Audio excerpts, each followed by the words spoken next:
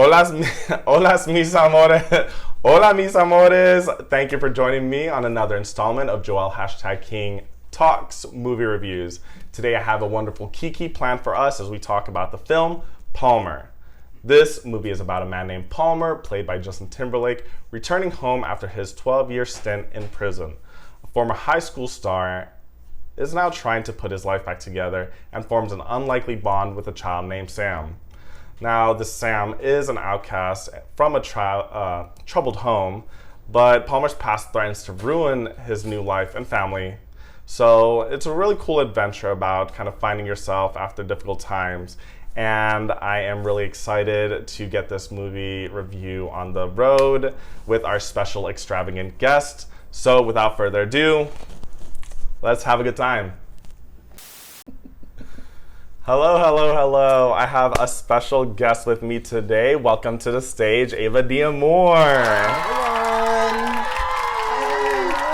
Yes, so Ava, tell me a little bit about yourself. Well, I'm a drag queen. Obviously, I've been doing drag. I'm going on 9 years this August. So very cheers to that.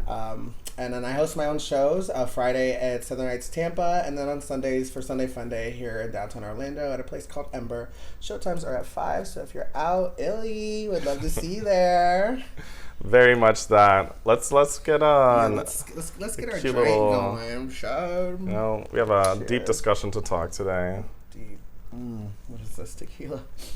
Oh, baby, I feel like skinny like that Natalie Nails girl. Skinny legends. Ooh, she does tequila only. I need a chaser. You're right. Okay. So today we are going to be talking about Palmer, which stars Justin Timberlake, and it's kind of like a coming-of-age movie. I hate to say that, but unfortunately he spent 12 years in prison, so he's just trying to get his life back on track. So what did you think of the movie?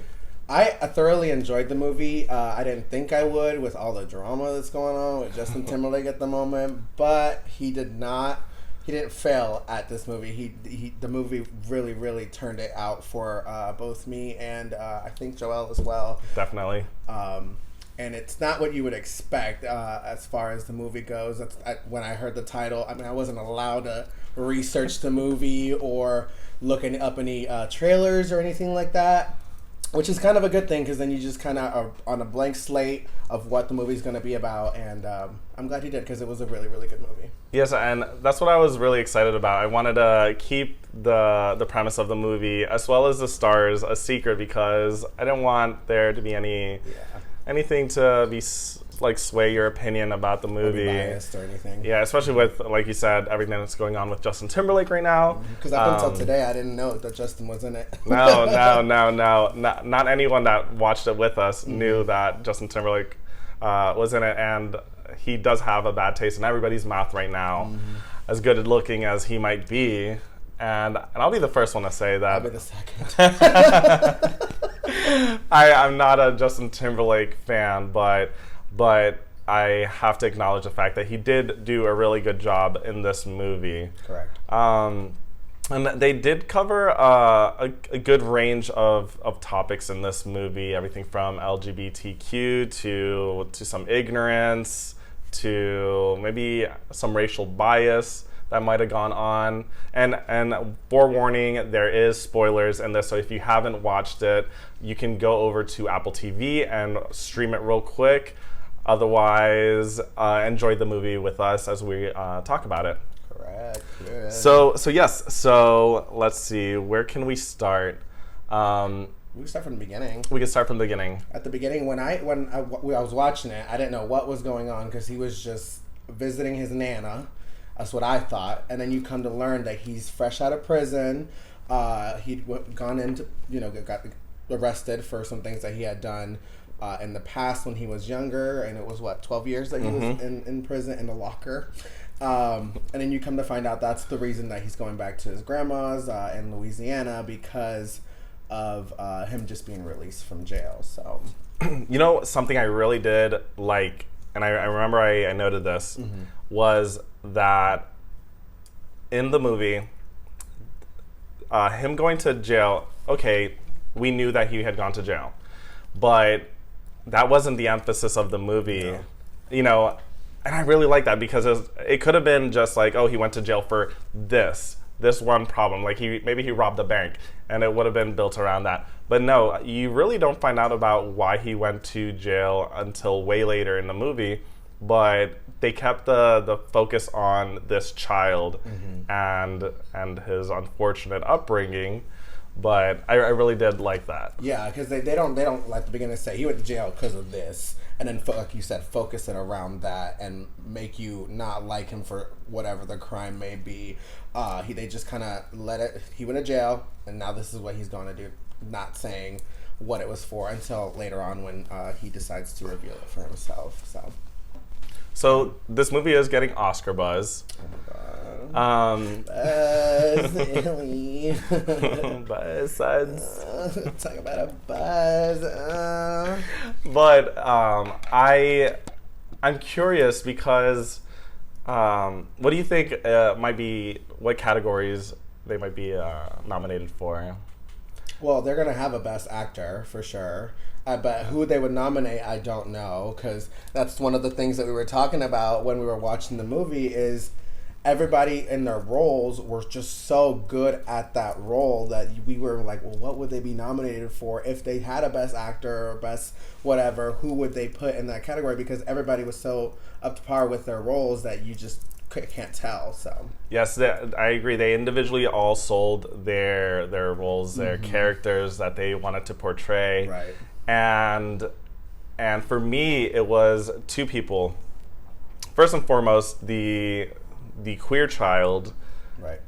He did such a great job, and the actor was Ryder Allen. Correct. He didn't overact. He did not underact. He really seemed like it was this authentic child who is growing up in rural America and is different and is proud of who he is, or they are, but and then everyone else could just eat rocks. Right. I mean, in the movie, they did refer to the child as he, him, so that's how we're basing it off. We don't know what the child goes off for as far as pronouns go, but Sam, which is the queer child, doesn't hold back with his expression of himself. To him, it's not, oh, I'm a boy and I'm doing queer things. To him, is I'm just being myself, dressing how I want to be and talking how I want to talk, and not caring what other people think as far as what people think of him. So that's something that Justin Timberlake, in his role as Palmer, comes into contact with, which it's like new to him, and you kind of don't know how he feels about that topic in general until later when he starts creating this bond with Sam. So yeah, and one of the arguments about the movie is that there might have been too much predictability, right? Which I know I have watched movies with Ava before, and she can catch on to something that's happening. Right. She can foreshadow, and she's typically right. But I don't know. I'm not gonna say I'm fortunate or blind, but I can really just dive into a movie and let the course of the movie take me where it's gonna go. On that adventure, right? And for some reason, I don't start putting the pieces dots together, yeah. and I think I get to enjoy it a lot more. But the argument has been. Excuse me, damn. So yeah, even though there was predictability in this movie, it was still a very enjoyable ride. Right. You know, and the fundamental aspect of this movie was the growth of Palmer. You know, a hardened felon going back to rural America and discovering that life is worth more than just loneliness and what he's been living with the past 12 years. Keeping to himself, and he discovers that all in Sam. So I think he brings out emotions that he doesn't even think he himself had. Oh, so, definitely. So like how you were saying that we didn't know if he was accepting of queer characters. You see that development in the movie, and it was really special. When it was really special because when he starts, he does do the typical well, boys don't do this, girls do this. Boys don't wear lipstick, girls wear boys don't play with dolls, girls do. So it makes you think automatically that he is not about that. He doesn't like that. That's what the movie makes you think at first, and you wonder how it's going to play out. But and then something that I wanted to speak on earlier when we were talking about Oscar buzz was, besides Ryder Allen, who is the child named Sam, that I think might get Best Actor because he did play really good as a child, was the woman who played his drug addicted mother. Mama. Literally, mama. Shelly, Sam's mother, acted by Juno Temple, and she played the hell out of this drug addicted, probably meth addicted. It was meth because they had bowls in the when. Oh, I couldn't tell like if it was like heroin. No. They had the it looked like a weed bowl, but it was. Okay. Well, not weed. Hello. Well then. We don't do that to you. I don't party. I don't party either. Capital T. But okay, so she acted. She sold the drug addicted mom, but then the scene towards the end of the movie when she's asking Sam if they want to move in with Palmer, that cemented it for me. Yeah. She sold that scene. She has frizz hair, dark circles, and I mean, mind you, makeup and the makeup artist, if that's what it was, because she. Yeah. If you go to Google right now and you Google Juno Temple and you look at Shelly, she looked like a crackhead. So that's what we're saying. She's playing the role to the T. So. Yeah. Yeah, but I think she definitely is a contender for sure. I mean, that one scene definitely made everybody tear up. Oh, when he was getting taken away, to jail. How many times did we tear up? Well, I teared up when Nana died. I teared up when they arrested Palmer because he had quote unquote kidnapped. Sam. And then when she asked Sam if he wanted, no, she didn't even ask him. She said, "I think it'd be better for you to stay with Palmer." Cried then, and then at the end, even the credits were going. I'm still bawling, girl, and I'm a crier, bro. And I had a few people over, and I hate to say it, but everyone was like, I hate Justin Timberlake, but we crying. We had a friend who joined the movie maybe the last 20 minutes of it, and even her, she was like bawling. She's like, "Oh my god, this movie!" It was really good. So, I am a white passing male in Florida. Same. And I understand my privilege in that aspect, but I am also an out and loud gay man, and I understand the aspect of getting picked on for being different, for being more feminine and for being yourself at the end of the day, which they don't understand. I think Palmer put it in a certain way. I forget how he worded it.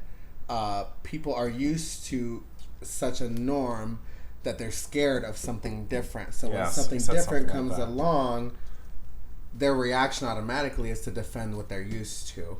And I think that's what I mean, he was pointing obviously at Sam, who is a queer child, to try to get him to understand why people are acting this way towards him. And we see it the first time when one of the kids at school picks on Sam and pushes him to the ground, and he's now the janitor at the school, by the way. So he has eyes on Sam. He got a booking. He got the gigs, girl. So he's always there and can keep a good eye on Sam, and he's fucking the teacher. So like, so he's there 24/7 all the time, and he literally grabs the kid by the arm, tells Sam all them to go, and says, "You pick on him again, I'm gonna break your fucking arm." Yeah. And that's one of the first times that you see what we said in the beginning. We didn't know where he stood with that. Yeah. Where you see that he's with Sam and on his side to defend him basically to the end, and which that was beautiful in itself. You know what I mean? So. And So finally, they are in the classroom. It's Halloween, and now and the scene pretty much starts with Sam getting picked on, of course, because he's the only male dressed up as a female, and he kind of brushes it off because as he does throughout the whole movie. Throughout the whole movie, he is so strong. Mm-hmm. I will tell you one thing. As a kid, getting picked on for being different, I was not that. I was not that. I don't know. I kept it all inside. Anyways, but that's beyond the point. But out of nowhere, as soon as the kids are still laughing, and then you hear the door open, and who comes walking in is the female teacher dressed as the male principal. And I was just so happy to see that support from someone that he does appreciate, and someone that does acknowledge that he's different and accepts him for it. Accepts him, and I think it goes out of her way to let it be known. You know. Yeah. What I mean? Oh, definitely goes out of her way, because all the kids are like, oh, that's not principal so-and-so. Right. You're Maggie. And she's like, no, I am professor. With a deep voice. Deep voice, the mannerisms, and she has a beard on her face. A wig. A short little wig, and a suit and all.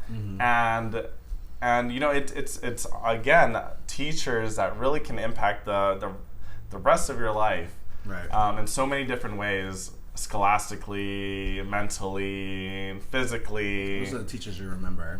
The ones that stuck out for you. So again, Alicia Wainwright, you did a great job as Maggie, the teacher. Right. So then we get, for going forward, we get into a scene where the mom comes back, of course, and then they're going back to their little trailer, which is right beside Palmer's house. And this is after everything happened with Daryl and the makeup, and what happens is they're high. Well, at least the mom is, Shelly, is high. Oh, they were both. And you're going to laugh when I bring up what I bring up. Okay. So they were high, and the boyfriend, Jerry, had pushed Sam out of the way, and that's when Palmer saw from across the way and ran to the trailer to defend him and see what happened.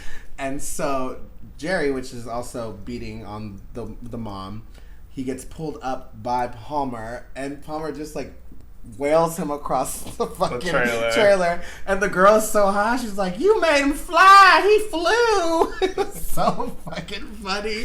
But like, it doesn't end there. She's like, "I ain't never seen him fly before." Because she's just so gone. And at one point, we thought they were just going to end the movie with him not getting custody of the child at all. We were like, oh, this is not going to be a happy ending. We thought it was not going to be a happy ending because we thought that he was going to go to jail and because he was on parole, that everything was just going to just go downhill from there. Right. But it ended up working out, and then that scene happy. just... So I'm curious, because you are so good at predicting, storylines.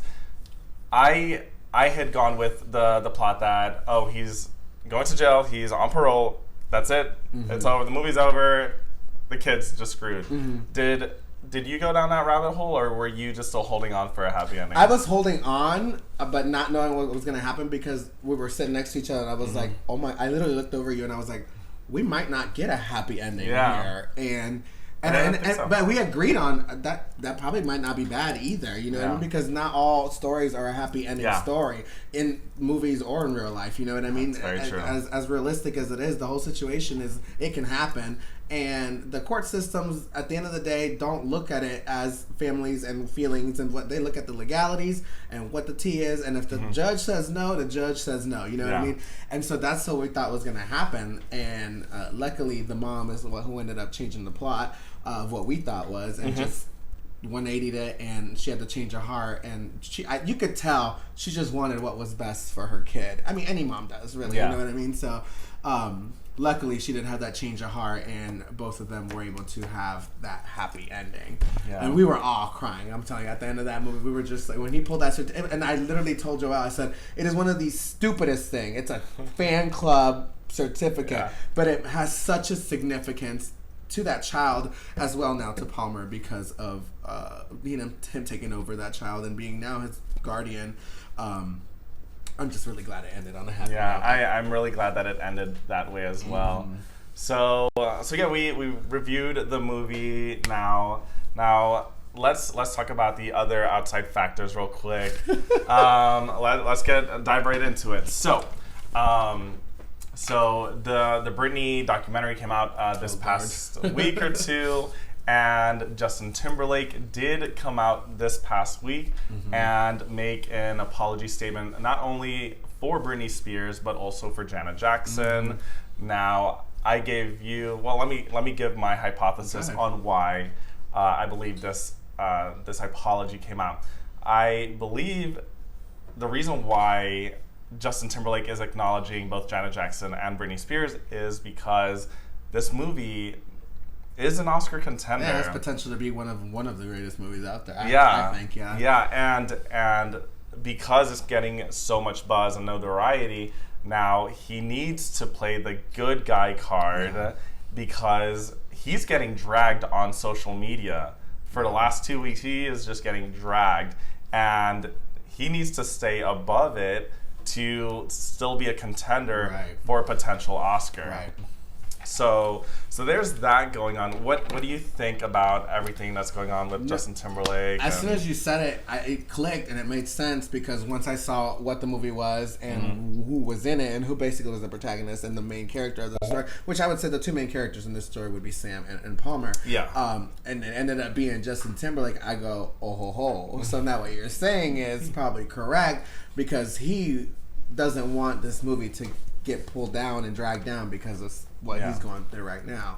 And it might be one of the main, his publicist may have called him and been like, hey, you need to do something about this. Yeah. Because this movie has potential and what's happening with you is going to attach itself to the movie and it's not going to work out. So most definitely. And it's in his apology, he did say, that, I grew up in a misogynistic society and I never acknowledged or understood my privilege, which I take the stance of it's a little too late. And okay, if I am really going to acknowledge Justin Timberlake's apology that he's just now realizing his privilege, then I have to say that you have been very ignorant for the last 20 years.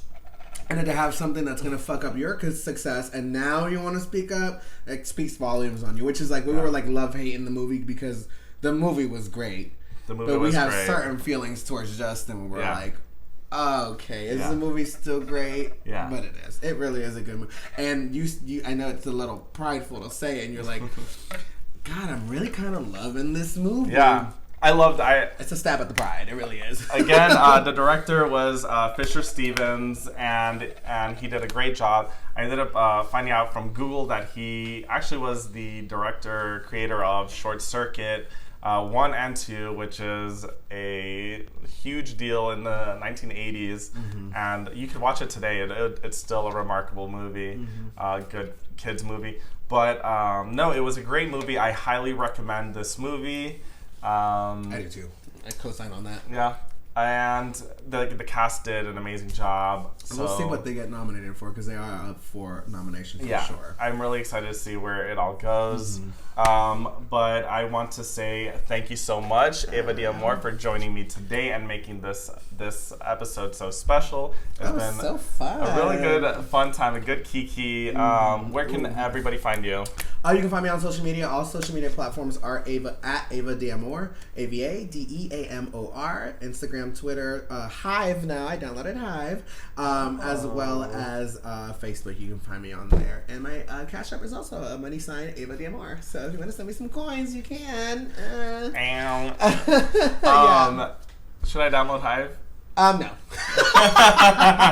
It's literally just like an Instagram. People just post pictures. I was gonna say it's the new Instagram, but it's the new hip. It's the new thing that everybody's doing. So you kind of just gotta jump on the bandwagon. It's not owned by Facebook, right? So that's positive. Yeah. And again, everyone, please like, subscribe, comment, share the videos, and also the extended versions of the video are on podcasts. So Apple, iTunes, Spotify, Google Podcasts, everywhere they are available. Right. Please, again, like, comment, share, subscribe. I love you so much. And tag us when you share it, bitch, because we want Yes, to see it. yes. Give me a hug. Thank you, Ava DeAmor, for joining me today. Thank me too. And I'll see you all next time.